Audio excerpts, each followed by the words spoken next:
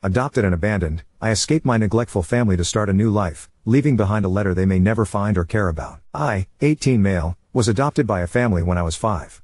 I don't know my biological parents. The family already had 3 children. 3 girls. Apparently after the first girl they tried for a boy, but it always ended up being a girl, so after 3 girls they adopted me to finally have a son. In the first few years of my life they treated us all well. My sisters, however, were never able to accept me. They saw me as an outsider who doesn't belong in the family.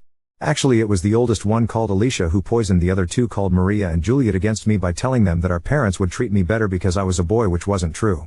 In fact, all 3 of them protested against me getting a room in the same floor as them. And my parents gave in. There was a spare room in the basement where I had to sleep now. This, however, just led to them making fun of me, calling me names like cellar rat and many more things. I just shrugged it off, assuming that's how siblings treated each other. But I realized that having my sleeping room in the basement somehow also affected the way my parents treated me. Sleeping down there felt like I was out of sight for them. They lost interest in me and I became less significant and important. While on the other hand they started to focus more on my sisters. When I was 13 they completely lost interest in me. It was like I was a homeless person living in the basement. They missed all the appointments I had. They didn't care about my grades. They never even called me to eat. Sometimes I would come upstairs and see how they already took away the plates. If I was lucky there were leftovers that I could eat. Do you think I got presents for my birthday? No, because they didn't even know my birthday in the first place. And last Christmas they said they forgot to buy presents for me, saying they'll go shopping with me the next few weeks to get me something, which as you might expect never happened. I don't feel despised towards my sisters. I'm glad they have a home where they are cared for and that they can feel loved. I just don't understand why they would adopt me if they just throw me away like a piece of paper. I think they just wanted to have this feeling to have a son for some time, but then realized they could never love me like one of their own. And putting me into the basement was the last straw. That is when they completely banished me from their minds. And I just can't do this anymore. I decided to pack my things and leave. I will do it tonight. I stay at a friend's house for a while and try to look for a job that hopefully gets me enough money so that I can rent an apartment. And after that I will never look back. I decided to leave a letter behind in my room. I wouldn't be surprised if they never even find it. Let alone notice that I'm gone. I use a throwaway for this, but I actually don't know why. I thought I don't want them to see this, but now that I think about it I could send them this post. I don't know why I even write this in here in the first place. I feel so desperate. Update 1. Let's start by what happened yesterday. First of all, I never expected my post to blow up like this. This is absolutely insane. I tried to read all of your comments and answer all direct messages, but it's just too many. So I'm sorry if I ignored you. Many of you had great advice, such as taking all my documents with me and go to the police, which I wanted to do today. Let's go through everything that happened chronologically. After reading through many comments I decided to take my documents with me. So at the evening before my adoptive parents went to bed I snuck into their bedroom and took all documents that I could find and waited for nightfall. I packed my things and left when all of them were asleep. Everything went as planned. I silently left the house and went to my best friend's home. He had an apartment in a neighbor city, so I had to walk for a while. I arrived at his apartment between 2 and 3 a.m. He had a spare bedroom that he used for visitors who might want to stay for the night. We agreed that I could live with him as long as I want. He only expected me to find a job quickly, and if I do that he wants me to help him pay the rent for it. I was fine with that. I slept through the night and at the morning I started looking for jobs immediately. But now a few hours something more than interesting happened.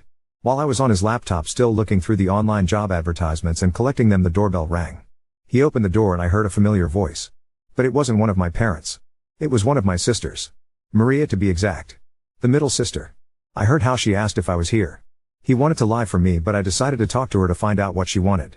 So I appeared behind him and she winked, "Thank God you're here," and hugged me. I was completely overwhelmed and surprised and didn't know what to say, and then she told me how she found me, and this is where things get more interesting. She told me that this morning a way too familiar sounding story appeared on her TikTok For You page.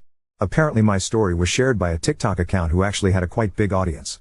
And she became even more suspicious of the situation when her and the name of her sisters were also mentioned. To be sure about the situation, she went in the basement and into my room, where she found the room mostly empty and of course my letter. I mentioned in the story that I would stay with a friend, so she went out looking for me, telling our parents she was about to visit a friend. She said she drove to 2 different houses before finding the correct address. She apparently visited 2 other friends of me before finding the correct apartment. Apparently she also took the letter with her. She said she hasn't showed them the letter yet and wanted to talk to me first. No one besides her knew where I was or what I did the last night. She apologized to me and offered to talk with her on my side to our parents.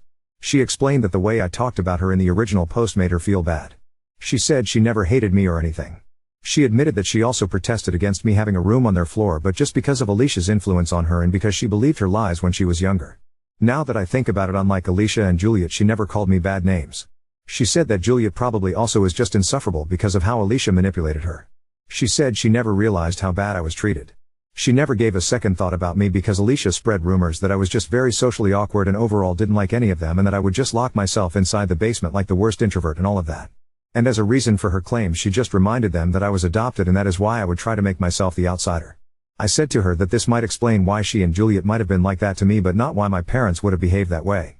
She replied that she also can just make claims here without any proof but she thinks it's because even between them Alicia is the golden child as the firstborn. Her and Juliet are only the failed attempts of them having a boy. And her being the golden child made it easier for her to manipulate both of them into believing the lies she told them. Then she said that she knows that mom and dad would be pretty easy to manipulate if you know how. And then she gave me 4 options. 1. I could come with her right now and talk with her to my parents. 2. She would let me think about it and leave but not tell my parents. 3. I refused to go back with her entirely but she would tell them about the letter without telling them where to find me. 4. I refused to go back with her entirely but she would pretend to not know anything but maybe stay in contact with me. I picked option 2 and she gave me her number. She said that if I decide to give them a chance she would support me but she would understand if I refused to. And now we are here. I don't know what to do. I would lie if say I wasn't tempted to give them a chance but on the other hand if it's true that Alicia is the one behind all of that I don't know if I want to deal with her again. Update 2. I start this by saying that many of your comments suggested that Maria could have potentially manipulated me and that I shouldn't trust her just now. Which I understand. I decided to stay with my friend. Especially since I applied for so many jobs yesterday and I think I could find one in no time. So there is no reason for me to get back with them as an 18-year-old. But these are just side facts. I would have not given you an update if nothing had happened. Apparently my adoptive parents did realize I was gone recently so they started looking for me. They are sure that Maria knew where I was considering she had my letter with her. I'm currently only in contact with Maria who told me all of this. Apparently my parents tried asking her about my whereabouts and grounded her after she refused to tell them. Yes, they grounded a 21-year-old. Couldn't believe it either. As many of you suggested I went to the police so they couldn't file a missing report about me. And meanwhile Alicia started to spread rumors again. Apparently she used my disappearance as a proof that she was right with everything and Juliet believes every single word. She is completely under Alicia's control. Even though I didn't want to see them again I kind of want to give Maria a chance. I asked my friend if hypothetically Maria could stay with us too. He raised an eyebrow and said only if she wants to sleep on the couch and then he asked me why I want her here in the first place. The thing is if she cares about me then I don't want her to stay with this family. He was annoyed but said yes. I texted her asking if she'd consider to move out and offered her to stay with me and my friend. Before you say it. I know it seems like a way too quick decision. But I truly think that Maria is not like the rest of them. Many of you said that she probably wanted to save face but someone wouldn't go through all that to find me and then protect me by keeping my whereabouts a secret if they just wanted to save face. Considering that I never mentioned their last names or where they live so it's not like anyone could have known it was her in real life. I honestly think that my story opened her eyes. She answered by asking if I was for real and that she wasn't sure. I reminded her that she is 21 and probably should think about moving out of our parents' house anyway. And that she was grounded at her age is pretty effed up. They treat their children like 10-year-olds even if they are adults. She said she is not denying that she would like that because apparently Alicia also started to spread lies about her too because of how she behaves towards me. She overheard how she was talking to her friends about her and that she was called the complicit of a maniac. Still don't know why Alicia hates me so much but I don't care about it. She said she doesn't think it's a bad idea but she wants to find a job to have a financial stability first before moving out. That was fair enough. And my friend was much happier this way too. He said he isn't really excited of having another jobless person living with him. But he said that if she has a job he'd gladly help her. One more reason why I think that Maria moving out isn't a bad idea is because if both her and me got a job we could probably rent an apartment together in no time and would not have any financial problems. So yeah, that's it for now. Let's see what happens in the future. I want to mention one more thing. On my last post some people were talking badly about he TikTok account that shared my story. Please don't talk badly about the account. They didn't know it would end like that and I don't have a problem with anyone sharing my story. Thank you for reading wth.reddit. Some of you pointed out the situation with my friend. Believe me, if I wasn't sure he was okay with it I would not have suggested it. He was unsure about the offer at first because I hadn't asked her before asking him so of course he thought it was just another jobless person. But like I said he is fine with it as long as she has a job. And I'm definitely grateful for what he is doing and I will repay his kindness. Don't worry about that. Smile, what he does should not be taken for granted and I know that. You're also right that offering her to live in his apartment is going a bit far. But like I said, he is an amazing person. I wouldn't do it if I knew he wasn't 100% okay with it. Update 3. I want to keep you updated so here I am again. Today I got a call from Alicia. And apparently nothing is what it seems to be. I still try to process this call. I've been in contact with Maria for a few days and I truly thought she was different but she was just like the others. When I got the call today it was an unknown number. I froze when I heard Alicia's voice. She screamed at me saying who the hell do I think I am to talk about her like that.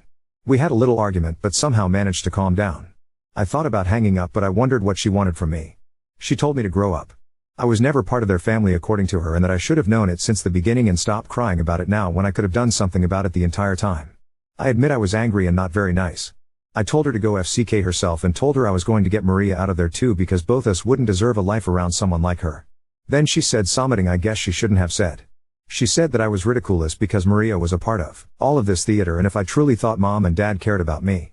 Then she accused me of trying to ruin her family and told me what really happened after I left. They tried to save their face. Maria hasn't told me the full story. Apparently it's true that she was the one who found my story on TikTok by accident and she also found the letter first. In Maria's version of the story she lied to mom and dad and told them she was about to visit her friend when she was looking for me and they didn't know about it.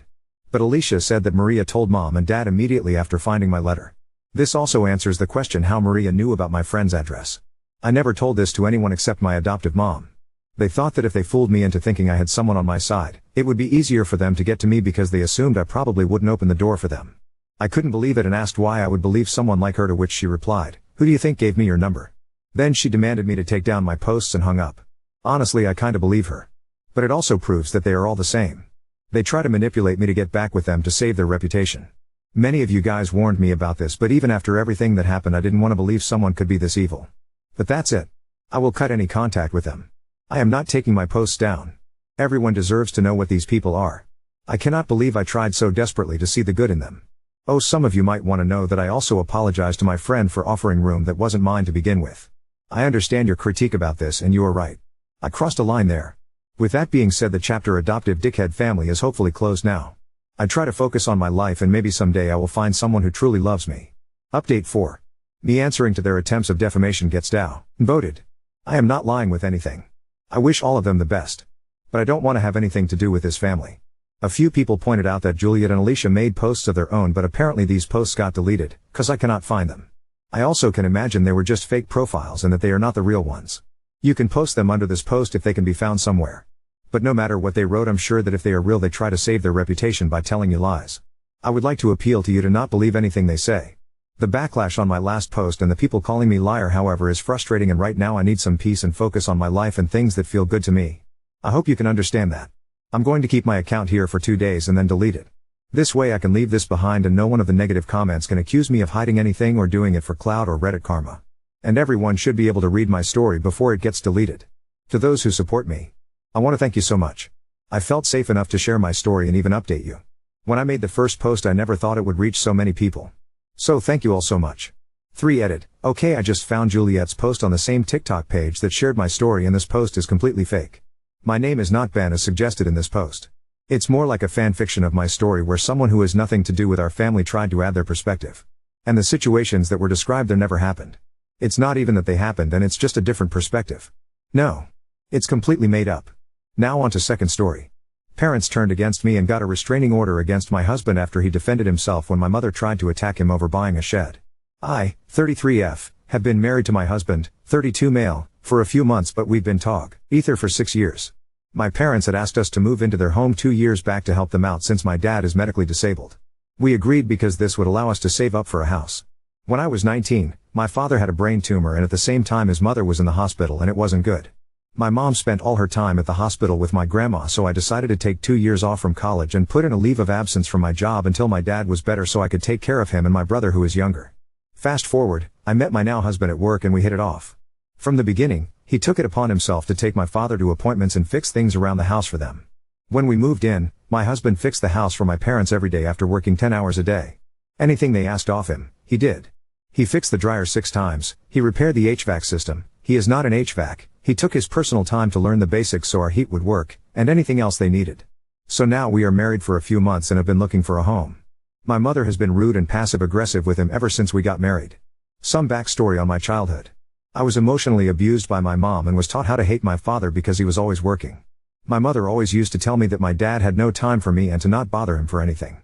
My mother once broke an easel over my head when I was 6 because I was playing Barbies with my friend and she wanted to play with my new one and I told her she could play with any other one she wanted. My mother has always been toxic, but I was always gaslit by family and friends and it was always my fault. My brother on the other hand had stolen from my parents, stolen thousands and thousands of dollars from them, became addicted to hard drugs and has threatened to beat my parents and myself multiple times. He's the golden child and can do no wrong. I have always resented my parents for this but was always made to believe that I was being stupid and it was my fault. My husband and I have put our own money into my parents' house to help fix it for them with no request for payment back. My parents have been ungrateful for everything we, especially my husband, have done for them, but we kept doing it because we lived there too. I recently was told by my therapist that in order to be healthy for myself and my husband I would have to confront my parents about all the issues and trauma that I had been living with. So I do this and all of a sudden, they claim my husband is brainwashing me. In their words, there was never an issue, so why am I speaking up now? I was explaining to them that my therapist wants me to work on being more healthy with my family and that is why I chose to speak to them. My husband and I received many gifts for our wedding and both of my parents said to place them in a room no one uses. Just recently, they've been complaining about the gifts and told us to figure out storage. So yesterday, we bought a small shed from Sam's Club so we can place all of our things in it. This is what set my mother off. She said it was her house and we had no right to purchase it. When we tried to explain the reason for it, she started screaming at my husband, telling him he does nothing in the house and we just choose to do whatever we want to do because we are selfish. She also said she wanted us out of her house. I told her we had no place to go and that we needed time. She then charged my husband and went to punch him in the face. My father stopped her and then they called the police.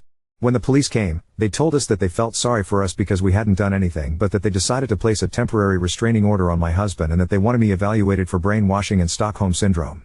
All of this over a freaking shed? The cops came a few hours later and said that I didn't have to leave, but that temporarily he would have to. So we packed up our things and our dog and left to a hotel. I've been getting messages from family saying that I'm in the wrong and I'm an asshole because I put my parents through hell. I've decided for my own mental health that I need to cut off all toxic family members because my husband and I don't deserve this. Ada? Edit. Hey all. I noticed my wording about the Stockholm Syndrome and brainwashing nonsense sounded like it came from the cops. I'm sorry. My parents were yelling and begging the police to evaluate me because I would never speak to them like this on my own. The police obviously didn't do anything of the sort and even told my parents that I was clearly speaking for myself and was under no duress. Update 1. For those of you who read my first post, it's been 80 days since I posted it and a lot has changed.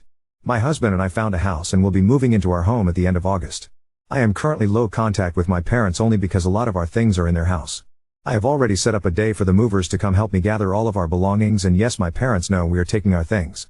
My parents were given no information other than we found a place of our own.